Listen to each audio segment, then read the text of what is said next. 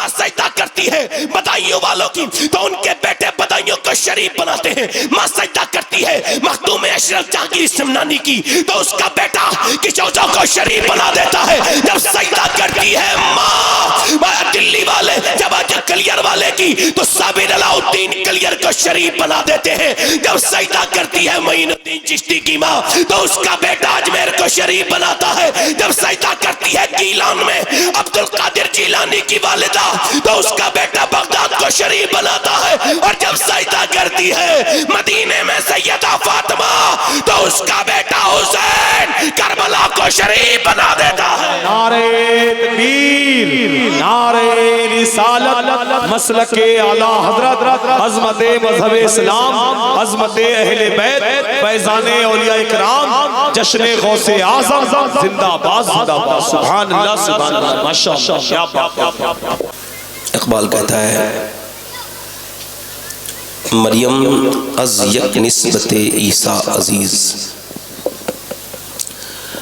अस्से निस्बत हजरते ज़हरा अजीज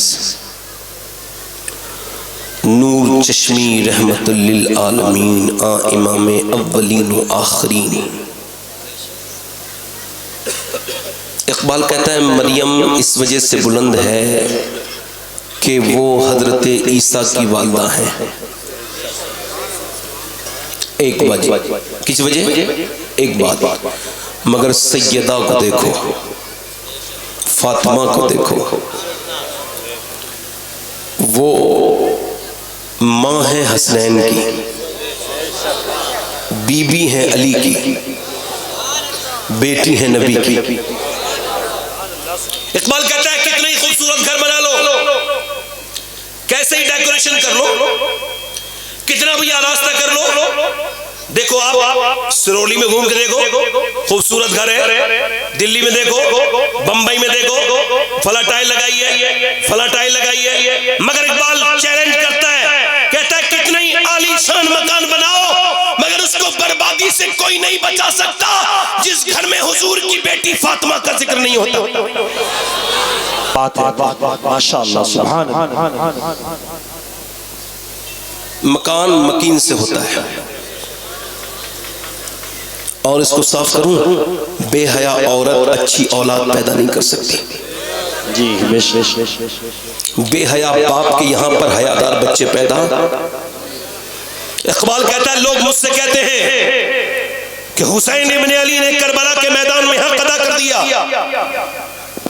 तो मैं उनसे कहता हूं ये अधूरी बात है, पूरी बात ये है। और इस तरह से कहो कि पहले अली ने मदीने में बाप होने का हक अदा किया और फातिमा ने मां होने का हक अदा किया, फिर हुसैन ने करबला में बेटे होने का हक अदा किया।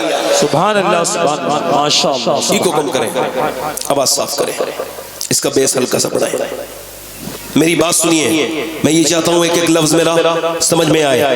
डर खौफ निकल गया, हमको इतनी बातें सुनाई गई, जैसी जलसा हुआ हमको एहसास हो गया अब हम जन्नती हैं।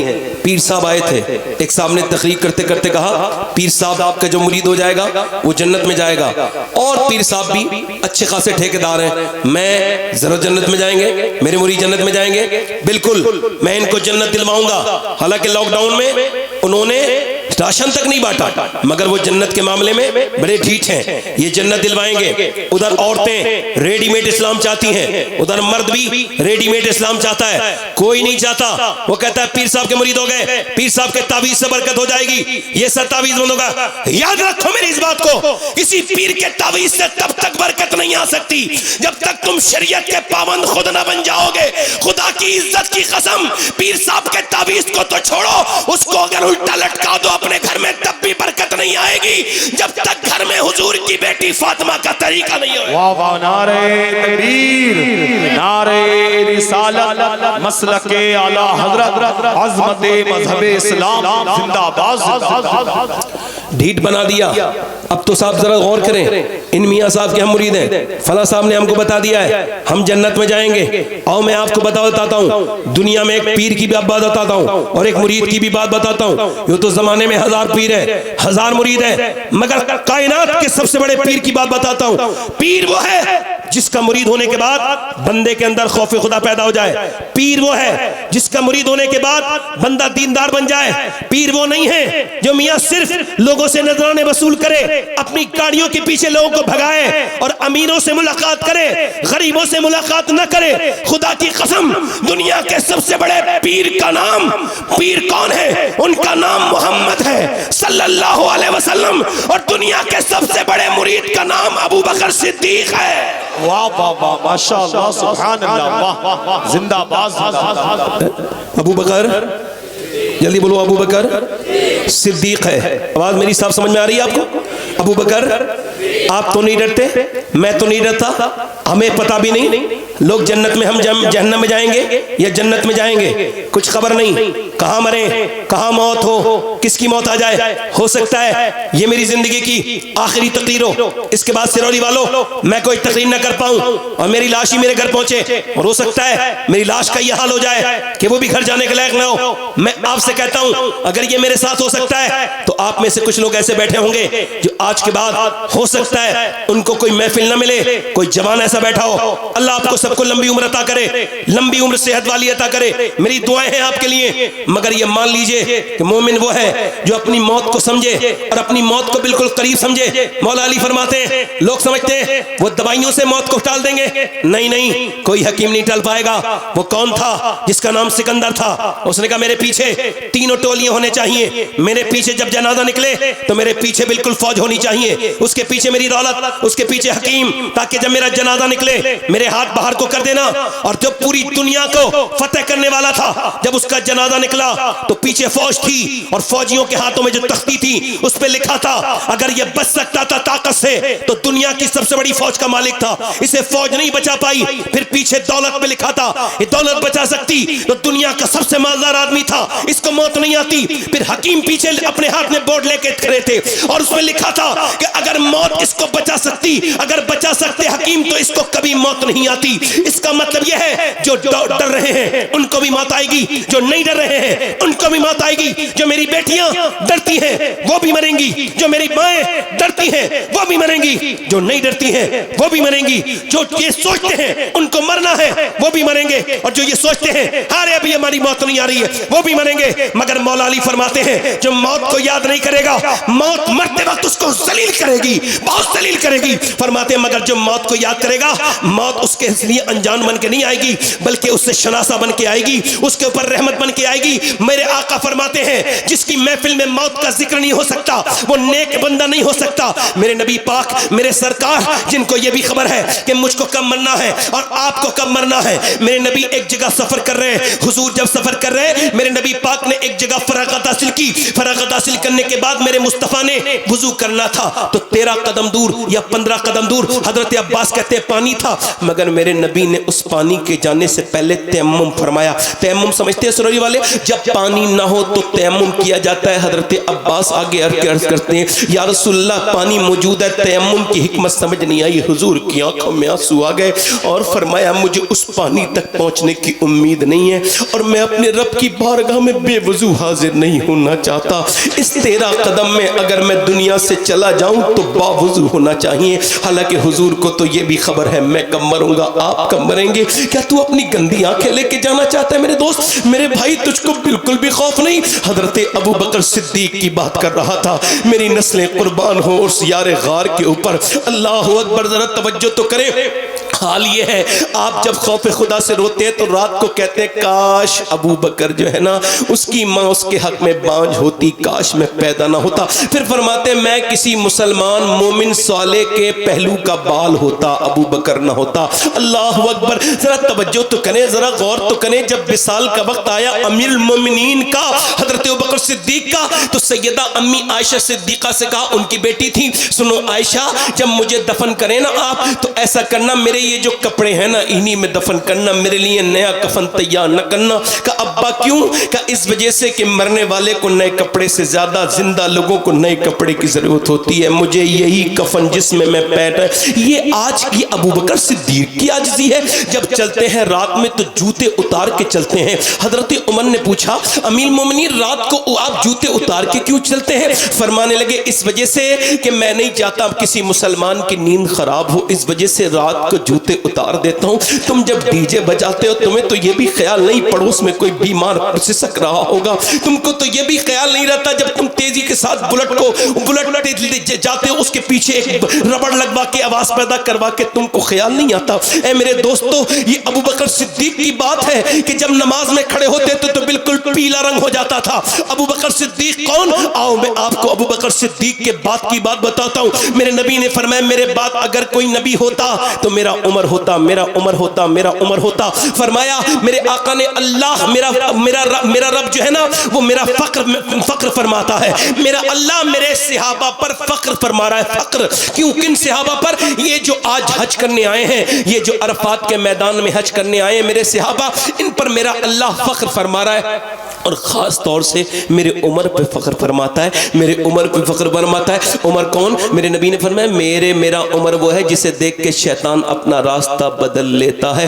उमर कौन? आदि दुनिया पे इस्लामी झंडा लहराने वाला। उमर कौन बताऊं? जिसने 10 साल हुकूमत में 10,000 मसाजिद तामीर करवाई, तकरीबन 10,000। एक दिन में 3 मस्जिदें बनती थी उनके दौरे हुकूमत में।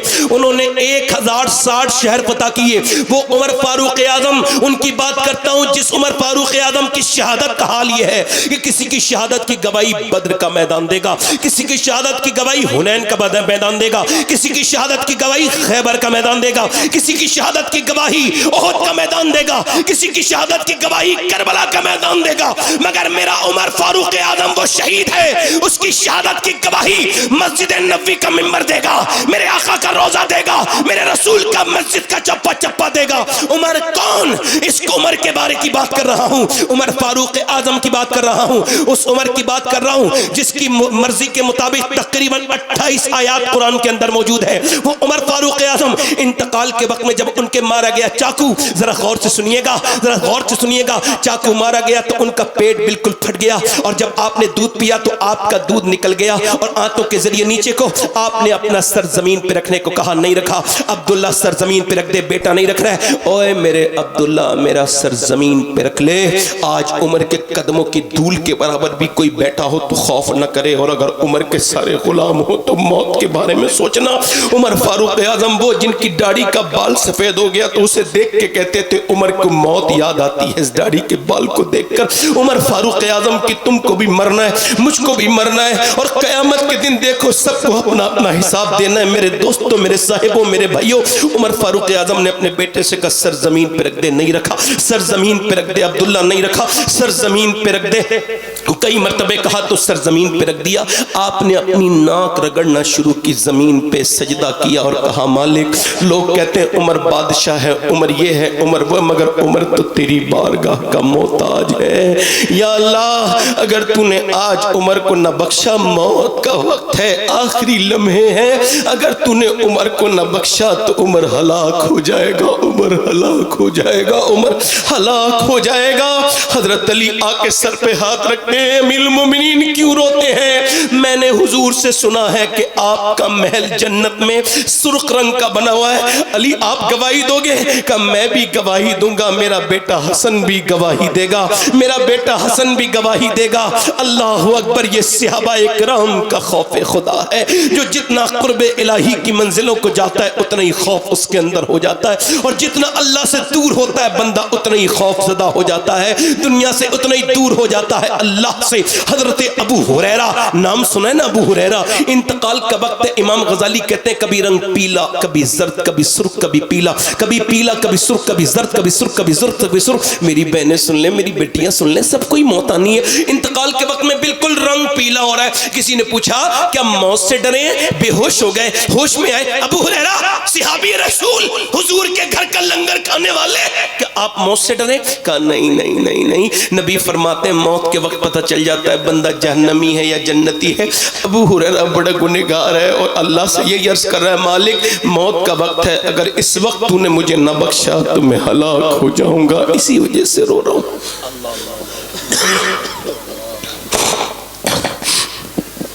कहाँ गए वो खौफ खुदा बांटने वाले मशाइख? कहाँ गए वो नौजवान जो कल तक अपनी निगाहों की हिफाजत करके लोगों को दिखाते थे? जब बाजार में मुसलमान नीचे को आंखें करके जाता था, जब मदीने के यहूदी जाते थे कहीं सफ़र पे तो अपनी बेटियों को यहूदियों के घर नहीं मुसलमानों के घर देते थे और कहते थे मुसलमानों इनके घर में दे दो, चूँकि इनके यहाँ पे हमारी लड़कियाँ महफूज रहेंगी। आज क्या बात है कि शादियाँ भी तुम्हारी हैं, नज़रें उठने वाली भी तुम्हारी हैं, बेटियाँ भी तुम्हारी हैं और उनको बुरी नज़र से देखने वाली भी आंखें आपकी हैं। मेरे भाई, मेरे नौजवान, तू क्या समझता है सिर्फ जिना फिजिकल जिना होता है? नहीं नहीं नहीं, मेरे नबी फरमाते हैं ये आंखों से देखना आंखों का जिना है। हाथों से किसी गैर औरत को हाथ लगाना ऐसे है जैसे जहन्नम के अंगारे को छूना। सुअर से जिस्म लगना इतना बुरा नहीं है जितना एक गैर औरत से जिस्म लगना बुरा है। तवज्जो करें, आज मेरा भाई ये समझता है वो कोई को कर रहा है। ओए सुन मेरे भाई, जो मोबाइल खोल के रात के वक्त में अल्लाह का कुरान पढ़ रहा है, अल्लाह उसको भी देख रहा है। और जो रात को गंदी फिल्म देख रहा है, गंदी तस्वीर देख रहा है, फेसबुक की रीलें देख रहा है, इंस्टाग्राम की रीलें देख रहा है, जिसको बिल्कुल खौफ नहीं उसको भी अल्लाह देख रहा है। और ये आंखें तेरी नहीं है, ये अल्लाह की अमानत है। क़यामत के दिन यही आंखें तेरे खिलाफ बोलेंगी। नबी फरमाते हैं, अर्ज करेंगी मालिक तूने दिया तो था अपने दीदार के लिए, मगर इसने गंदा कर दिया, इसने गंदा किया है। बोलो इन आंखों से जिनसे गंदी फिल्में देखते हो, मरने के बाद कब्र में हुजूर को देख पाओगे? इतनी नजर उठाओगे? मेरा इमाम क्या कहता है? मेरा इमाम कहता है मुजरिम को न शर्माओ, अब आप कफन ढक दो, मुंह देख के क्या होगा, पर्दे में भलाई है। इतने जुर्म इस उम्मत के, और बिल्कुल खौफ नहीं, सारे जुर्म बिल्कुल एहसास तक नहीं, बिल्कुल एहसास नहीं। अब्दुल्लाह इब्न मुबारक कहते हैं काबे का तवाफ कर रहा हूं तो देखा एक अल्लाह का खौफ में अल्लाह के बंदा है और वो शुरू करता है हजर अस्वद से और कहता है अल्लाह मेरा ईमान पे खात्मा। वो फिर उसके बाद चलते चलते मकाम रहीम पे बेतहाशा होता है, कहता है मालिक मेरा ईमान पे खात्मा करना। फिर आगे हतीम पे कहता है या अल्लाह मेरा ईमान पे खात्मा करना। फिर मुड़ता है अल्लाह मुझे ईमान पे मौत देना। मुड़ता है, रोता है रोता है रोता है। कहते हैं उसने 3 तवाफ किए और हर तवाफ में रुकने यमानी पर, रुकने शामी पर, रुकने इराकी पर वो खौफ से कांपता हुआ यही कहता है अल्लाह मेरा ईमान पे खात्मा हो, मेरा ईमान पे खात्मा हो। मैंने तीसरे दिन उससे पूछा 3 तवाफ तेरे देख लिए, एक ही दुआ कर रहा है ईमान पे मर जाए, क्या बात है ऐसी? कहा हुजूर मेरे सगे 2 भाई ईमान पे नहीं मरे। क्या हुआ? कहा उन्होंने 40 साल अज़ान पढ़ी, एक ने 35 साल पढ़ी, मगर दोनों नसरानी बन के मरे। कहा क्यों? कहा उनकी निगाहों में हया नहीं थी, वो निगाहें उनकी पाक नहीं थी, मरते वक्त तो ईसाई बन गए, ईसाई बन के मरे। और नौजवानों कभी काबा जाओ, आज इन नंगे लोगों को पैसा क्या मिल गया बदबख्तों को, ये काबे में जाते हैं अपनी बीवी के साथ खड़े होकर सेल्फी ली और फेंक दी, इधर उधर दिखाई। बदतमीजो, ये हरम है अल्लाह का। ये हसन हुसैन आते हैं, 25 हज किए हैं, हसनैन हैं, जन्नती जवानों के सरदार हैं, मगर 25 हज किए। दोनों भाइयों ने सवारी बनी बैठे, 450 किलोमीटर, 500 किलोमीटर पैदल आए, 500 किलोमीटर पैदल जाते थे एक साल में। किसी ने पूछा है हसनैन आप सवारी पे क्यों नहीं बैठते? जवाब सुनो, काबे की बेहुरमती करने वालों, सेल्फियां लेने वालों, काबे को टूरिस्ट पॉइंट समझने वालों, सुनो जवाब। इमाम हसन हुसैन की आंखों में आंसू आए और फरमाया दोनों भाइयों ने हम अल्लाह के अजीम घर में सवारी पे बैठते हुए शर्म महसूस करते हैं, हम अल्लाह के घर में जाते हैं तो सवारी पे नहीं बैठते। वो 3 दिन वो कहता है मेरी आंखें बर्बाद ना हो जाए, मैं अपने रब से कह रहा हूँ मालिक तेरे हरम में हूँ, तेरे हरम में हूँ, मुझे ईमान पे मौत देना। एक सहाबी रसूल है उतबा बिन गज़वान, तलवार चला रहे, तलवार चलाते चलाते चलाते चलाते उन्होंने अपनी तलवार की नोक अपनी आंख में मारी। वैसे तो आपकी मर्जी है, ये तो नहीं कह पाएगा कोई नौजवान फिल्म देखने वाला कि मुझे पता नहीं था, ये तो नहीं कह पाएगा कि मुझे इस बात का खबर नहीं थी, वो ये तो नहीं कह पाएगा। हम तो अपनी बात पूरी कर रहे हैं और अल्लाह दिल भी बदलने वाला है, दिलों को वही बदलने वाला है। उतबा बिन गज़वान आंख में तलवार की नोक मार के निकाल के फेंक दिया, गुल्ला नीचे को फेंक गया। अब जैसी फेंका वैसी शोर मच गया। ये क्या हुआ? सहाबी रसूल है, करीब पहुंचे, सहाबी जन्नती, उसके जन्नती होने में कोई शक, जिसने हुजूर को देखा हो। मगर सुने इस खौफ खुदा भी इस कदर है, इमाम गजाली ने वो लिखा है, वो कहते पूछा अबू मूसा अशअरी ने ये आंख की गुल्ला क्यों निकाल दिया? लोग कहते पागल हो गए। नहीं मैं पागल नहीं हूँ, अल्लाह के खौफ से एक लड़की पे नजर पड़ गई, हुजूर की हदीस याद आई, जो बदनिगाही करेगा उसकी आंख में जहन्नम की आग डाली जाएगी। बस मेरा दिल कांप गया, मैंने वो निकाल दिया। मैं तो एक कीड़ा बर्दाश्त नहीं कर सकता, तो कैसे बर्दाश्त करूंगा, निकाल दी, फेंक दी। अल्लाह अकबर। इकबाल कहता है खिरद ने कह भी दी अल्लाह इला तो क्या हासिल, दिलो निगाह मुसलमान नहीं तो कुछ भी नहीं, तेरी आंखों ने तुझको कहीं रुसवा न कर दिया। सहाबी की एक आंख से आंसू और एक आंख से उसके गिर रहे था खून के लोथड़े, और वो कहता था क्या अल्लाह मुझको माफ कर देगा। कहाँ गए वो लोग, कहाँ गई वो मेरी बहनें, मेरी बेटियां जो अपने बच्चों को जब दूध पिलाती थी तो खुदा का जिक्र करती थी, हुजूर पर दुरूद पढ़ती थी, कहाँ गई। आला हजरत फरमाते हैं अगर मेरी बेटियां बहनें इस पे अमल करें, फरमाते हैं अगर कोई औरत ये चाहती उसका बच्चा आशिक रसूल बने तो वो जब दूध पिलाए तो नबी पर दुरूद भी पढ़ दिया करे, आशिक रसूल बनेंगे। कहाँ गई वो औरतें, कहाँ गई वो बाप, कहाँ गए वो बच्चे। मेरे दोस्तों अच्छा आप लोग बताओ कितने लोगों के दिल लग रहा है, जरा दोनों हाथ रख के मुझे बताओ कितने लोगों का दिल लग रहा है। नीचे हाथ करो, अल्लाह ताला आपको इसकी जजा देगा। बैठे रहना शैतान की तरफ, शैतान आपको यहाँ से उठाने की हजार कोशिश करे, उठना नहीं। ध्यान से मेरी बात को सुनना। कहाँ गई वो बेटियां, कहाँ गई वो बहनें, कहाँ गई वो माएँ जिन्होंने बदले थे माहौल, कहाँ गई। अभी 5-6 दिन पहले जिसका उर्स हुआ है उसकी बात बताता हूँ। ये यहाँ पर बदायूं है, बदायूं शरीफ का नाम सुना है। ये बदायूं पहले का बुखारा है, इतना इल्मी मकाम था इसका।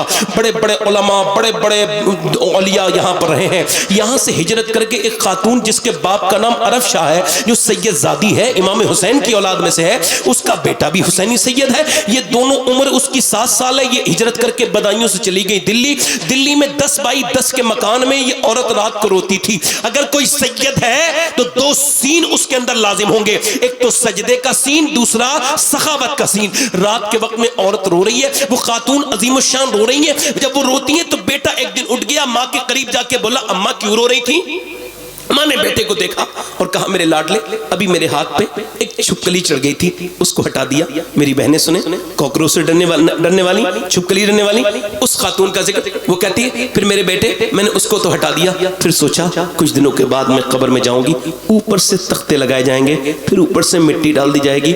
हुजूर फरमाते हैं जब वो जाते हैं ना वापस दफन करके तो वो मुर्दे की आंख खुलती है। कहाँ जा रहे हो मेरे भाइयों, मेरे दोस्तों, कहाँ मेरे बेटो, मैंने तुम्हारे लिए सब कुछ छोड़ा था, मुझे छोड़ के जा रहे हो। इससे बड़ी हैरत की बात बताऊं, ये जो तकरीर कर रहा है इसके साथ भी ऐसा ही होना है। ये जो बैठे हैं इनके साथ भी ऐसे ही होगा। न सुनने वाले बचेंगे, न मरने वाले बचेंगे, ना कोई आलिम बचेगा, न कोई फाजिल बचेगा।